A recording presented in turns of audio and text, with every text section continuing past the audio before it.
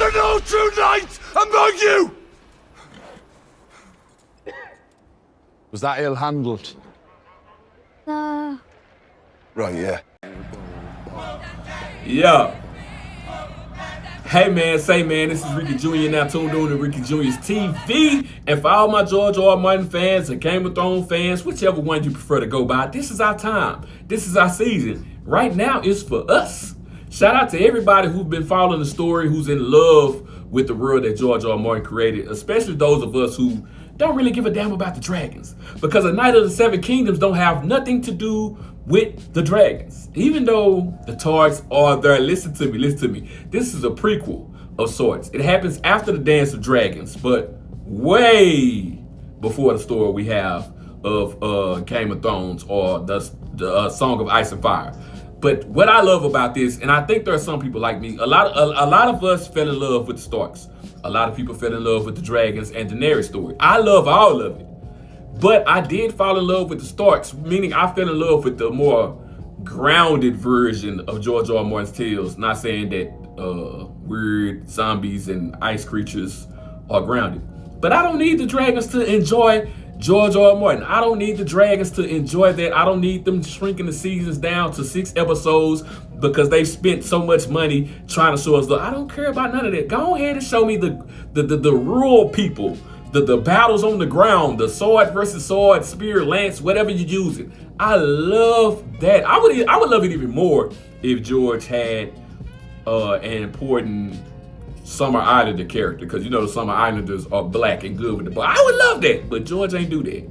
He didn't do that. They're in the background somewhere. But anyway, let's get back to the story. When the show started, I felt a tingle in my soul because I love the world that George created almost as much as I love the world that J.R.R. Tolkien created.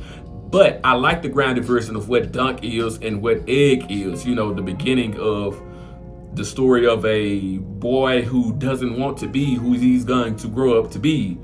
And we have this hedge knight, the poorest version of the knight, the brokest version of the knight. Might even not be a knight. You know what I'm saying? I done read the stories and now I'm watching the show. And the show is kind of word for word with the novella almost. And I'm trying to remember, like, was he even really knighted? Like, I'm watching the show and like, was he even really that? He's just out there getting it out the mud. Because he literally getting it out the mud from the ground up. And the show starts off as kind of a slow burn because you're seeing the things that Dunk, or as we know him in the future, when they do the flashback when Joffrey's reading the book, Duncan the Tall. You know what I'm saying? We see the beginning of him before he is established. You know, this is Brienne of Tarth's ancestor. You know, Brienne of Tarth has a house that she belongs to that has a lot of wealth. And it's all because of this ancestor right here who was a badass. You know what I'm talking about? Duncan the Tall.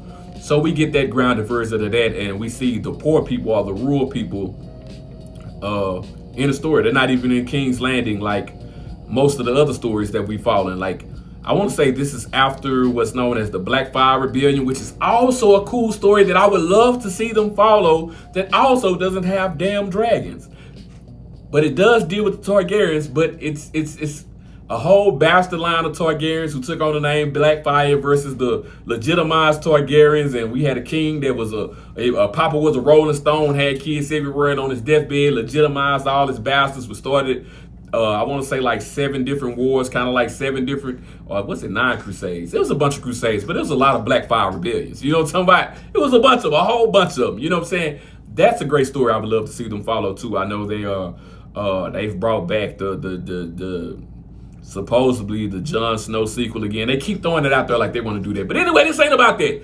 It's back to A Knight of the Seven Kingdoms. I like how it started. I love the character of Egg, the little boy that they got for Egg. He's a good actor. Like when I watched him, I was like, okay, I can see the camaraderie. I see the talent in the kid. Like, he's a lovable kid. Like, I'm seeing it and I'm like, okay, I can root for this kid. Even Dunk too, you know. Right now, I'm just happy. I hope y'all are tuned into the show. If you haven't yet, I'm going to give you a chance to watch it before I fully spoil anything. I want to see it progress. I can't wait till it really gets to the action and we get to see Dunk learning how to be a great warrior or a great knight. I mean, he's already a goddamn giant. He got to step up on a lot of people. But anyway, shout out to all the Game of Thrones fans, all the George R. R. Martin fans. It's our time. It's our season. We off in now.